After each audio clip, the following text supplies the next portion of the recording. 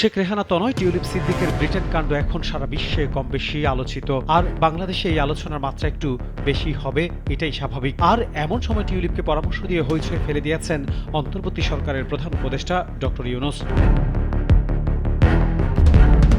শেখ হাসিনা পরিবারের একের পর এক দুর্নীতি প্রকাশ্যে আসছে। শেখ হাসিনা নিজে, রেহানা, জয়, পুতুল, টিউলিপ, ডিকসন চৌধুরী থেকে শুরু করে শেখ পদবীধারীদের সীমাহীন দুর্নীতির খবর দেশ বিদেশের মিডিয়ায় প্রায় প্রতিদিনই প্রকাশ পাচ্ছে। তবে ব্রিটেনের টিউলিপ সিদ্দিকের দুর্নীতিটা বেশ ফলাও করে প্রচার হচ্ছে ওই দেশের মিডিয়াগুলোতে।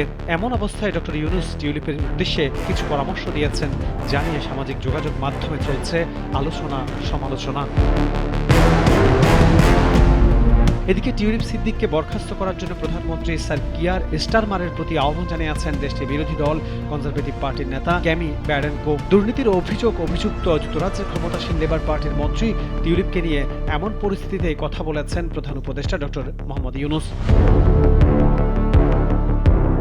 ব্রিটেনের আর্থিক সেবা বিষয়ক প্রতিমন্ত্রী টিউলিপ ও তার পরিবার যেসব সম্পত্তি উপহার পেয়েছে সেগুলোর বিষয়ে তদন্ত করার পাশাপাশি তাকে ব্রিটিশদের কাছে ক্ষমা চাওয়ার আহ্বান জানিয়েছেন বাংলাদেশের অন্তর্বর্তী সরকারের প্রধান উপদেষ্টা ডক্টর ইউনূস।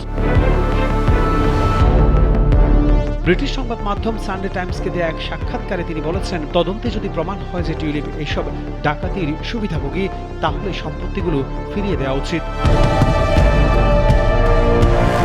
ইউনূসের এমন মন্তব্যের পর যুক্তরাজ্যের প্রধান বিরোধী দল কনজারভেটিভ পার্টির প্রধান কেমি ব্যাডেনকো প্রতিমন্ত্রীর দায়িত্ব থেকে টিউলিপকে বরখাস্ত করতে প্রধানমন্ত্রী কিয়ার স্টারমারের প্রতি আহ্বান জানিয়েছেন। এক এক্সপোস্টে তিনি লিখেছেন, বিষয়টি নিয়ে কূটনৈতিক সংকট হতে পারে, তবে এমন সম্ভাবনা নেই বলে মনে করেন আন্তর্জাতিক সম্পর্ক বিশেষজ্ঞরা।